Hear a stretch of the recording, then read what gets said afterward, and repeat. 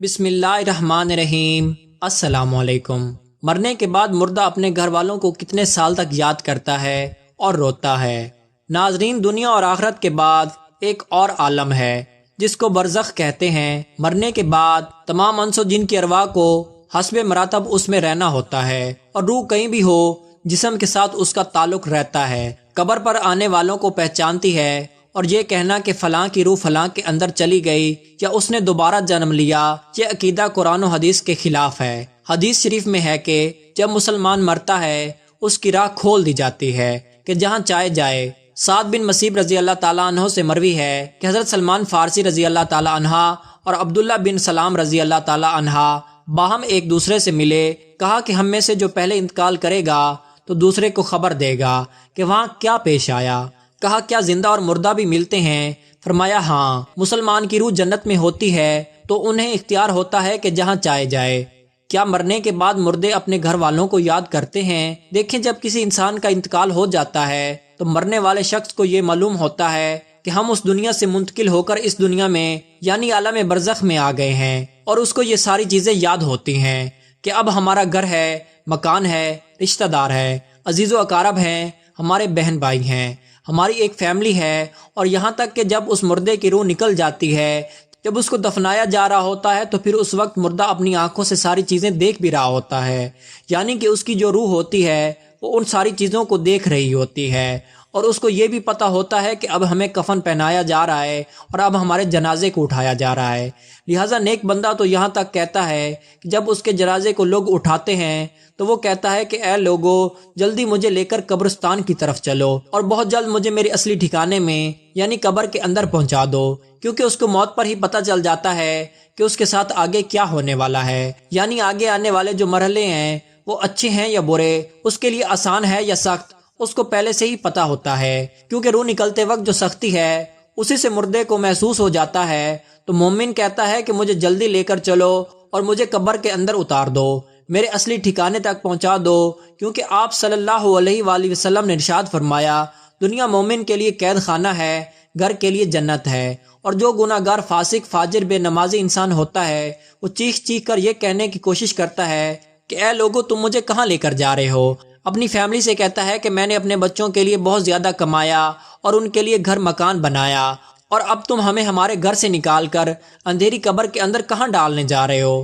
اسے بہت گھبراہٹ ہو رہی ہوتی ہے، تو وہ اپنی زبان سے کہنے کی کوشش کرتا ہے کہ اے لوگوں، مجھے مت لے کر جاؤ۔ بہرحال اس کو جب قبر کے اندر رکھ دیا جاتا ہے تو اس کو یہ پتا ہوتا ہے کہ اب ہم قبر کے اندر ہیں، اور ہماری فیملی ہماری پچھلی دنیا میں جس میں ہم پہلے تھے وہاں ہماری فیملی اور ہمارے رشتہ دار موجود ہیں۔ یہاں تک کہ جب کوئی انسان اپنے کسی مردے کی قبر پر جاتا ہے تو وہ مردہ اس قبر پر آنے والے کو پہچان بھی لیتا ہے کہ یہ ہمارا فلاں شخص ہے۔ اگر باپ قبر کے اندر ہے تو وہ پہچان لیتا ہے کہ ہماری قبر پر جو آیا ہوا ہے ہمارا بیٹا ہے، ہمارا بھائی ہے، ہمارا رشتہ دار ہے۔ لیکن اگر وہ قبر میں اپنے گناہوں کی وجہ سے سزائیں بھگت رہا ہوتا ہے تو پھر پہچان کر بھی اس کی کوئی توجہ اور دھیان اس کی طرف نہیں ہوتا۔ آپ قبر پر جاتے ہیں تو کیا کہتے ہیں؟ کہتے ہیں کہ السلام علیکم یا اہل القبور، اے قبر والو تم پر سلامتی ہو۔ اس سے مراد مردہ وہ فرشتے ہیں جو قبر کے اندر ہیں۔ آقا صلی اللہ علیہ وآلہ وسلم نے فرمایا، بخاری کی حدیث ہے، جب کوئی شخص اپنے کسی محروم کے لیے یعنی اپنے مردے کے لیے احسان و ثواب کرتا ہے تو اس کے لیے وہ تحفہ بنا کر اس کو پیش کیا جاتا ہے، تو وہ بڑا خوش ہوتا ہے اور اس کو ایسی خوشی ملتی ہے اس وقت اس سے پہلے ایسی خوشی کبھی نہیں ملی ہوتی۔ جب کوئی بندہ کسی کے لیے احسان ثواب کرتا ہے جو اس وقت اس کو خوشی ملتی ہے تو بہت زیادہ خوش ہوتا ہے، تو بہرحال وہ اپنے گھر والوں کو یاد کرتا ہے۔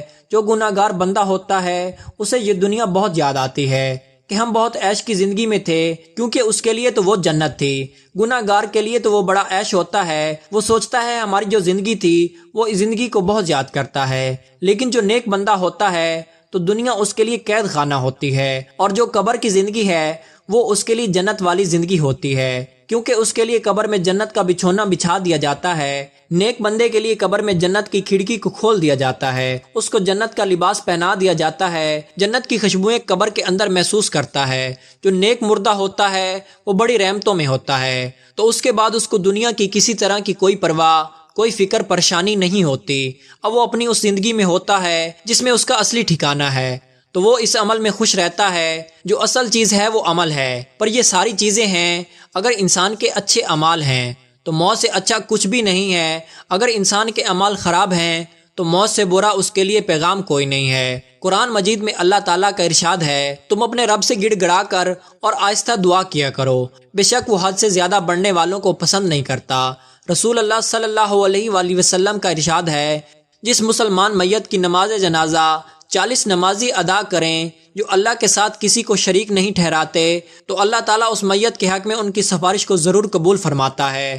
دوسری روایت میں آپ صلی اللہ علیہ وآلہ وسلم کا ارشاد ہے، جس میت کی نماز جنازہ امت مسلمہ کے 100 افراد ادا کر کے اس کی شفاعت کرتے ہیں تو ان کی سفارش اس میت کے حق میں قبول کی جاتی ہے۔ امام ابن قیم رحمۃ اللہ علیہ فرماتے ہیں، نماز جنازہ کا مقصد میت کے لیے دعا ہے، قبر کے پاس کھڑے ہو کر دعا اور طلب مغفرت کرنا۔ حضرت عبداللہ بن عمر رضی اللہ تعالیٰ عنہ سے روایت ہے کہ رسول اللہ صلی اللہ علیہ وآلہ وسلم میت کو قبر میں رکھتے ہوئے فرماتے، اللہ تعالیٰ کے نام سے اور رسول اللہ صلی اللہ علیہ وآلہ وسلم کے طریقے پر۔ نیز حضرت عثمان بن عفان رضی اللہ تعالیٰ عنہ کی روایت ہے، وہ کہتے ہیں کہ جب رسول اللہ صلی اللہ علیہ وآلہ وسلم کی تدفین سے فارغ ہوتے تو قبر پر کھڑے ہو کر فرماتے، اپنے بھائی کے لیے مغفرت کی طلب کرو اور ثابت قدمی مانگو، اس لیے کہ ابھی اس سے سوال کیا جائے گا۔ تو اللہ رب العالمین کی بارگاہ میں دعا ہے کہ اللہ تبارک و تعالی ہم تمام لوگوں کو خوب اچھے اور نیک اعمال کرنے کی توفیق عطا فرمائے، آمین۔